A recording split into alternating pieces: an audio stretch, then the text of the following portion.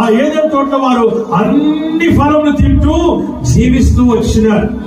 వండుకోవాల్సిన అవసరం లేదు. ప్రేమ దేవుడు సంతోషంగా ఉన్నారు, ఆనందంగా ఉన్నారు. మనం సంతోషంగా ఉంటే, మనం ఆనందంగా ఉంటే ప్రేమ దేవుడు బిడ్డలారా మనం ఎలా ఉంటాం?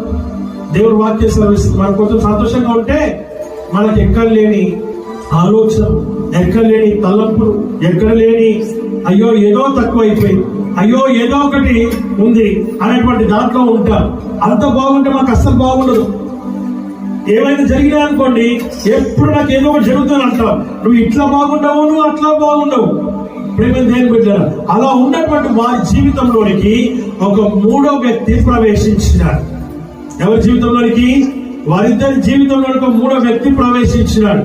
దానికి గల కారణం ఏంటంటే, ప్రేమ దేవుడు నువ్వు అవకాశం ఇవ్వకపోతే ఏ మూడో వ్యక్తి నీ జీవితంలోనికి రాడు. నువ్వు అవకాశం ఇవ్వకపోతే ఏ మూడో వ్యక్తి నీ యొక్క బ్రతుకులోనికి, నీ కుటుంబంలోనికి, నీ జీవితంలోనికి, నీ ఆలోచనలోనికి రాడు.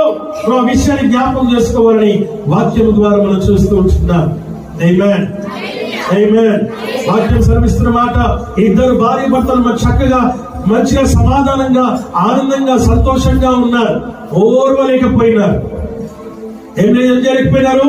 ఓర్వలేకపోయినారు. ఇద్దరు బాగుంటే, సంతోషంగా ఉంటే కొంతమందికి ఎలా ఉంటుంది? వీళ్ళకి అన్ని బాగున్నాయి, వీళ్ళంతా బాగున్నారు, ఏది ఇలా ఉన్నారు, అసలు ఇలా ఉండకూడదు కదా. వీరికి ఏదైనా ఒకటి చెయ్యాలి, వీరిని ఏమైనా ఒకటి చెయ్యాలి. వీరి యొక్క ఆలోచనలో, వీరి తలంపులో ఏదో ఒకటి మనం నింపాలి, లేదా వారిని పాడు చేయాలి, లేదా వారిని చెడగొట్టాలి. వారిని చెడగొడుతూనే నువ్వు కూడా చెడిపోతావు.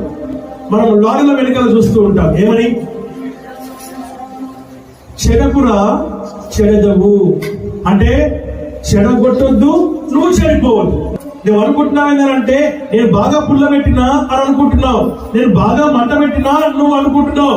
ప్రేమ దేవుడు వాక్యం సెలవిస్తున్న మాట ఏంటంటే, నువ్వెంత మంట పెట్టినా, నువ్వెంత పుల్ల పెట్టినా, నువ్వే జీవితాన్ని పాడు చేయడానికి ప్రయత్నం చేసినా, వాక్యం ఎక్కడే ఒక విషయం చెప్తుందంటే, ఒకవేళ నువ్వు అలాంటి పని చేస్తే, వారి జీవితాలు పాడు చేయాలని ప్రయత్నం చేసినా అది నీకు రివర్స్ అవుతుందన్న సంగతిని నువ్వు జ్ఞాపకం చేసుకోవాలి.